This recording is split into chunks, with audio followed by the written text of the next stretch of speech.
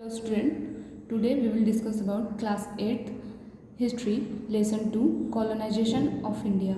So previous video में हमने देखा था कि इंडिया में जो कॉलोनाइजेशन है वो किस तरीके से स्टार्ट हुआ. ठीक है, अब हम देखेंगे French Anglo French revelry.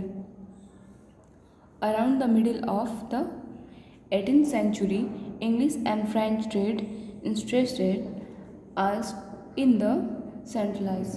It means कि 18th सेंचुरी के मिड में हमने देखा कि जो ईस्ट इंग्लिश और फ्रेंच ट्रेडिंग कंपनीज हैं वो क्या करती हैं, इंडिया में ट्रेड सेटलमेंट के पर्पज से सबसे फर्स्टली आती हैं. ठीक है, this led to 3 Anglo French wars called the Carnatic wars. It means उस टाइम पे क्या हुआ था, 3 वार हुए थे. ठीक है, जिसको हम क्या बोलते हैं, कार्नवेटिक वार्स बोलते हैं. कब से कब तक चला था, 1742 से लेके 1763 तक चला था. Supremacy in sea battles and the shrewd leadership of Robert Clive helped the English East India Company to defeat the French and oust them a rival in the Indian trade. It means कि जो English East India company है और French east India company थी, उन लोगों में क्या हुआ था, आपस में ट्रेड वॉर स्टार्ट हो गया था. ठीक है, सबसे पहले कौन ट्रेड में सबसे ज़्यादा पार्टिसिपेट करेगा, इनॉर्मस बहुत सारे इन लोग क्या बनता था, यहाँ से बहुत सारा खजाना लेकर के जाते थे. तो इस पर्पज़ से इन दोनों जो कंपनीज थी इनमें आपस में क्या हो गया, वार स्टार्ट हो गया. ठीक है, जिसे हम कहते हैं ट्रेड वार. और ये ट्रेड वार इतना ज़्यादा मतलब वो इंक्रीज़ हो गया कि ये फिर मतलब कि अलग अलग वेज में स्टार्ट होने लगा. जैसे कि सी में, लैंड पे और भी अलग अलग जगह पे जो ट्रेड्स हैं वो स्टार्ट होने लगे. अलग अलग जगह पे सेटलमेंट किया इन्होंने इंडिया के, और फिर उसके साथ ही एक दूसरे को डिफीट करने के लिए लोग क्या करते थे कि फाइट करते थे. ठीक है, नेक्स्ट हम देखेंगे birth of the British Indian army. India में ब्रिटिश इंडियन आर्मी किस तरीके से स्टेबल हुई इसे हम देखेंगे. ठीक है, the English East India company needed a well trained army of protect and expand it's Indian trade settlements. It means कि इंग्लिश ईस्ट इंडिया कंपनी जो थी उसमें बहुत ज़्यादा ट्रेंड जो आर्मीज थी उनकी ज़रूरत थी. किस लिए ज़रूरत थी, क्योंकि जो इंग्लिश लोग थे वो अपने आप को प्रोटेक्ट करने के लिए और अपना जो एम्पायर था उसको एक्सपेंड करने के लिए, उसको एक्सपांड करने के लिए वो लोग क्या चाहते थे कि जो आर्मी है, इंडिया के लोग हैं, उन्हें क्या किया जाए, ट्रेंड किया जाए अपने काम के लिए. ठीक है, और अपने जो ट्रेड सेटलमेंट्स हैं उन्हें स्टेबल करने के लिए और एक्सपांड करने के लिए इन्हें इंडियन लोगों की ज़रूरत पड़ने लगी. और उन्हें क्या करने लगे, ये लोग उन्हें ट्रेंड करने लगे. ठीक है, around the mid 18th century the company raised an army at Madras by training a mixed band of European and Indian soldiers. It means फिर ये लोग क्या करना, कंपनी को राइज करने के लिए, स्टार्टअप करने के लिए सबसे पहले इन लोगों ने क्या किया कि जो यूरोपियन और इंडियन सोल्जर्स थे उन्हें क्या करने लगे, ये लोग ट्रेन करने लगे अच्छे तरीके से, हर चीज़ से लैस करने लगे. ठीक है, later Bombay and Calcutta also had separate armies. It means इन लोगों ने फिर क्या किया कि बॉम्बे और कलकत्ता में भी जो आर्मी है उन्हें क्या किया, सेपरेट कर दिया और फिर उन्हें भी ट्रेन करने लगे. इनके आर्मीज को ट्रेन करने का पर्पस केवल यही था कि ये लोग क्या चाहते थे, जो कंपनी है वो क्या हो, उसको और ज़्यादा एक्सपांड करना. जितने ज़्यादा लोग रहेंगे, जितने ज़्यादा उनको प्रोटेक्शन मिलेगा, उतने ज़्यादा वो लोग क्या करेंगे, इंडिया में अपने आप को और ज़्यादा एक्सप्लोर करेंगे. ठीक है, ultimately these 3 armies were merge to form the company's army in India. इस तरीके से क्या हुआ, 3 आर्मीज जो थी, कहाँ की आर्मी हमने देखी, मदरसा की और फिर बॉम्बे, कलकत्ता, 3 जगह की आर्मीज जो थी, इन्होंने क्या किया, उसे मर्ज करके और अपने कंपनी के काम के लिए उसे इंडिया में रख लिया. ठीक है, Indian soldiers in the company's army were called sapiens. और जो ये आर्मी जो थी, जो सोल्जर्स थे वो काम करते थे, उन्हें सेपियंस कहते थे. सेपियन मीन्स होता है सिपाही. ठीक है, जो लोग क्या करते हैं, प्रोटेक्शन करते हैं हमारा, उन्हें सिपाही कहते हैं, और उसे क्या कहते थे ये लोग इनकी कंपनी में, सैपियंस के नाम से जानते थे, ठीक है। They form the bulk of companies troops, और ये क्या करते थे, जो सैनिक है उन्हें क्या करते थे, बल्क में उठाते थे, एक जगह से दूसरी जगह कंपनीज में भेजते थे, ठीक है। They were trained to be discipline and to master western military skills, और वो क्या करते थे, उन्हें वेल ट्रेन करते थे और डिसिप्लिन में लाते थे। इंडियन लोगों को क्या करते थे, अलग अलग तरीके की जो गन्स होती हैं, राइफल्स होते हैं, उन्हें वो लोग चलाना सिखाते थे, ठीक है, और उन्हें वेल ट्रेन करते थे। और फिर क्या करते थे कि जो वेस्टर्न मिलिट्री है उनकी स्किल्स उन्हें सिखाई जाती थी इंडियन लोगों को। 2 बजे तक रहना। They were also trained to use modern military equipment such as the matchlock musket। और फिर उन लोगों ने क्या किया कि जो आर्मी थी उसे वेल ट्रेन करना स्टार्ट किया, किस तरीके से, जो मॉडर्न मिलिट्री इक्विपमेंट थे, मतलब कि जो उपकरण थे, जो मॉडर्न उपकरण थे, उस तरीके से क्या किया, उन लोगों को और अच्छे तरीके से ट्रेन किया। जैसे कि इसमें एक इक्विपमेंट दिया हुआ है मैचलॉक मस्केट, इट मीन्स ये क्या है, एक तरह का क्या है, राइफल है, ठीक है, जो कि ब्रिटिशर्स यूज़ करते थे। और ये किस टाइप का था, इससे जो है मैच बॉक्स से जलाया जाता था, उसके बाद से इसे शूट किया जाता था, ठीक है। अब हम थोड़ा सा इसके बारे में जान लेते हैं कि किस तरीके से था। देखिए ये क्या है, मैचलॉक मस्केट है, ठीक है, ये हम डायग्राम देख रहे हैं फिगर में, ठीक है। तो देखिए सबसे फर्स्ट हम यहाँ पे देखेंगे कि ये क्या है, इसका हमने सबसे पहले फर्स्ट पार्ट देखा। ये देखिए ये ट्रिगर है, इसको प्रेस करते हैं तो क्या होता है, इसको प्रेस करने से जो है वो गोली चलती है, तो पता है। और देखिए ये क्या है, इसका बर्निंग विच है, ठीक है। इसमें क्या करते हैं, इसमें जो ये हम देख रहे हैं, ये जो पार्ट है, थ्रेड है, उसको क्या किया जाता है, इसको मैच से जलाया जाता है, ठीक है, मैच बॉक्स से इसको जलाया जाता है, और फिर इस पर क्या करते हैं, इसको रब किया जाता है, ठीक है। तो उससे क्या होता है, एक बहुत ज़्यादा वार्म होकर के और ये तेज़ी से फ्लैश होकर आगे की तरफ बढ़ता है। तो अब हमने क्या समझा, देखिए इस वाले में हम देखेंगे, देखिए इसको मैंने जैसा आपको बताया कि क्या किया जाता है, इसको यहाँ पे रब किया जाता है, तो क्या होता है, बहुत तेज़ी से एक जो पावर है वो फ्लैश होती है, और उसके बाद से क्या होता है, राइफल तुरंत स्टार्ट हो जाता है चलने के लिए, ठीक है। The British colonised India with the help of the companies well equipped, well trained and discipline army. It means कि जो ब्रिटिश कंपनी थी उसने किस तरीके से इंडिया को कॉलोनाइज किया, with the help of companies well equipment, मतलब कि अच्छे ट्रेंड उपकरणों से लैस कर दिया, ठीक है, जो इंडियन आर्मी थी उसको, और फिर क्या किया, वेल ट्रेन किया, डिसिप्लिन करके इस तरीके से अपने काम में जो है वो इंडियन आर्मी को लेके आए, ठीक है। नेक्स्ट हम देखेंगे from trading companies to political powers. जो ट्रेडिंग कंपनी के पर्पज़ से जो लोग आए हुए थे, ब्रिटिशर थे, फ्रेंच थे, उन लोगों ने किस तरीके से पॉलिटिकल पावर को अपने हाथ में लिया, इसको हम समझेंगे, ठीक है। Conquest of Bengal. सबसे पहले स्टार्टिंग में हम देखेंगे कि सबसे पहले जो ट्रेड सेटलमेंट है वो कहाँ पे स्टार्ट हुआ था, किस तरीके से स्टार्ट हुआ था, किसने स्टार्ट किया था, ठीक है। तो देखेंगे फाउंडेशन ऑफ कलकत्ता। कलकत्ता का फाउंडेशन जो है किस तरीके से हुआ, वहाँ पे जो ट्रेड सेटलमेंट है कैसे स्टार्ट हुआ। In Bengal the English East India Company established its first trade settlement at Hooghly around 1651। सबसे पहले हम देखेंगे कि जो इंग्लिश ईस्ट इंडिया कंपनी थी वो कब स्टेबल हुई थी। देखिए सबसे पहले हुगली में, कब, 1651 में, ठीक है। It's trade flourished here, but when it violated trade rules, Mughal Emperor Aurangzeb turned hostile। It means सबसे पहले इन लोगों ने क्या किया, जब ट्रेड सेटलमेंट स्टार्ट किया तो ये बहुत तेज़ी से आगे की तरफ बढ़ा, ठीक है।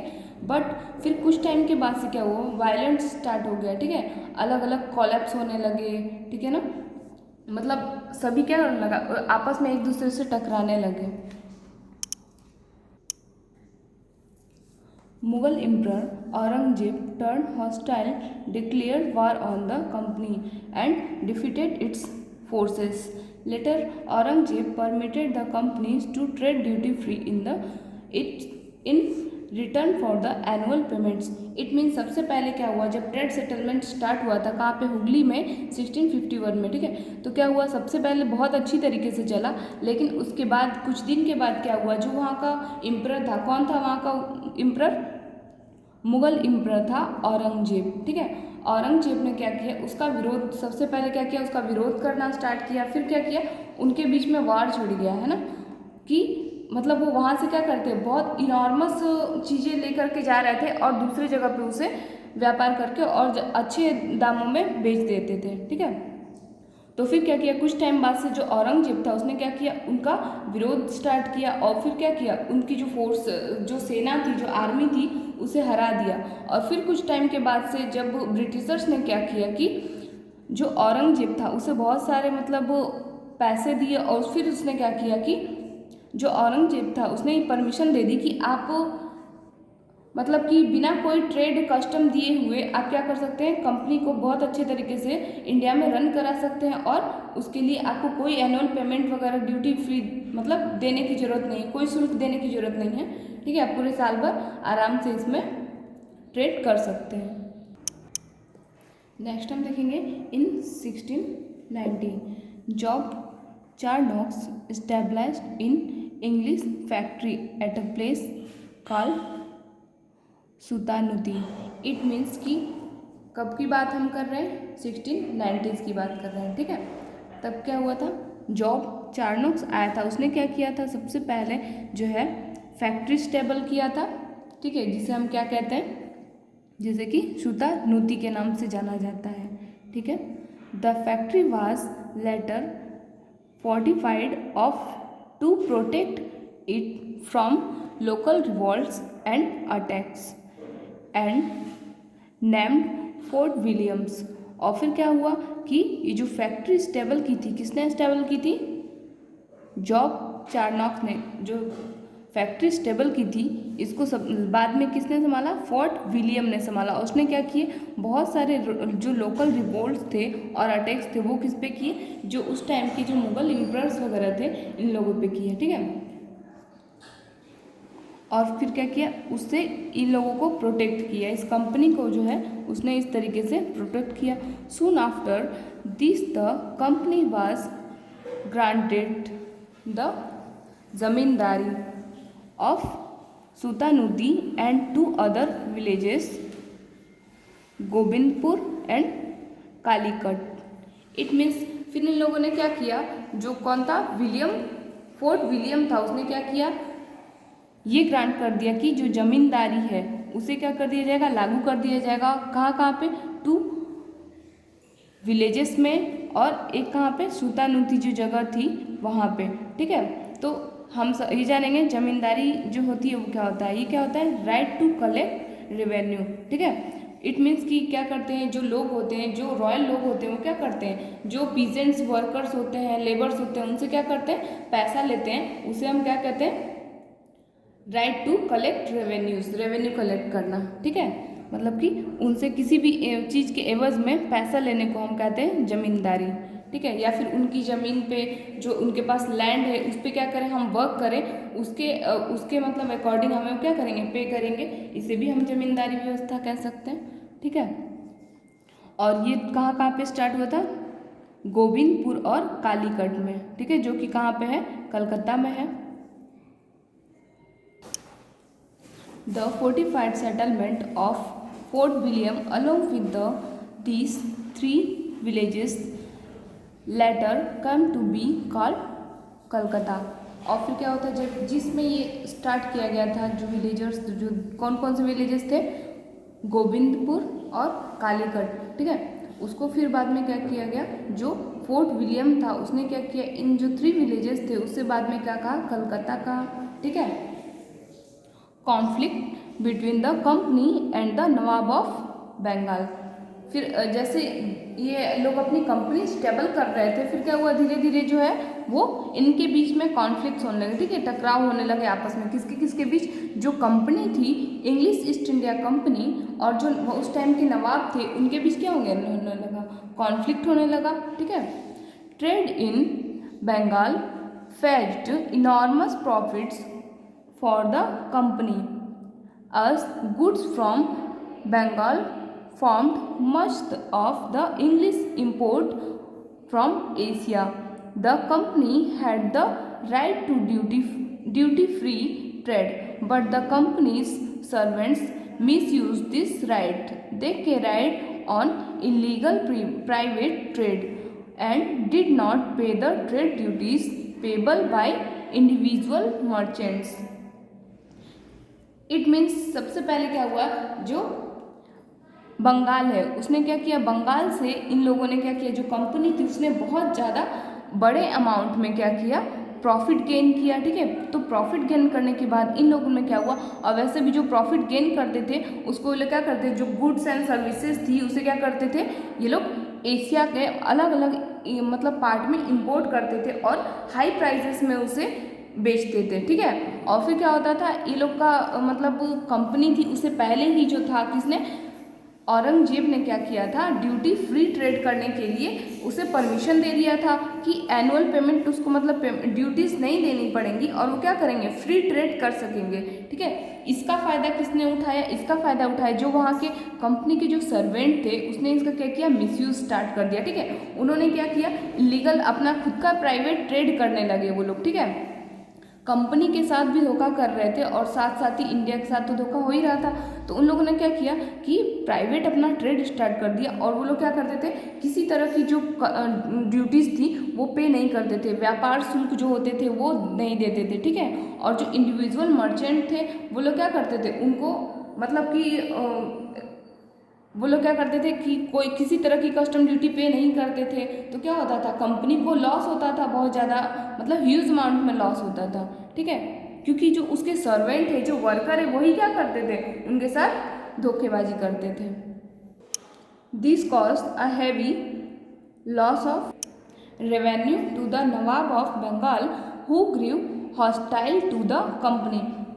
और इस तरीके से क्या हुआ, यही कारण बना कंपनी की जो नवाब था, बंगाल का नवाब, उसमें क्या हुआ, इन लोग के बीच में बहुत तेज़ी से कॉन्फ्लिक्ट स्टार्ट हो गया, ठीक है। और जो कंपनी है वो लॉसेस में जाने लगी, इसलिए क्योंकि उसके जो सर्वेंट थे वो लोग क्या करने लगे, उसके साथ धोखेबाजी करने लगे, ठीक है। और उसके बाद से क्या हुआ, इनके बीच में जो कंपनी और जो उस टाइम की जो गवर्नमेंट थी उसके बीच में और इंडिया के बीच में क्या होने लगा, बहुत सारे हॉस्टाइल्स होने लगे, शत्रुता आ गई उनके बीच में, ठीक है, एक दूसरे के विरोध में हो गए, है ना। और इस तरीके से क्या हुआ, कॉन्फ्लिक्ट स्टार्ट हुआ, ठीक है।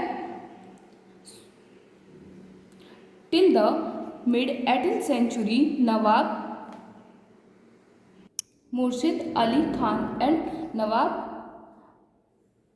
Ali Vardi Khan of Bengal kept strict control over the European traders and registered the fortification of European trade settlements. It means क्या हुआ कि जब इस तरीके के कॉन्फ्लिक्ट्स होने लगे तो 18th सेंचुरी के मिड में कौन कौन नवाब थे, मुर्शिद अली खान और नवाब अली वर्दी खान ने क्या किया कि जो ये सारी चीज़ें हो रही थी उससे बहुत स्ट्रिक्टली कंट्रोल किया, ठीक है। जो यूरोपियन ट्रेडर्स थे और जो भी क्या थे, मतलब उस टाइम के जो भी सेटलमेंट जो कर रहे थे, उन लोगों को क्या किया, इन लोगों ने ट्रेड सेटलमेंट को और तेज़ी से क्या किया, बढ़ावा दिया, ठीक है।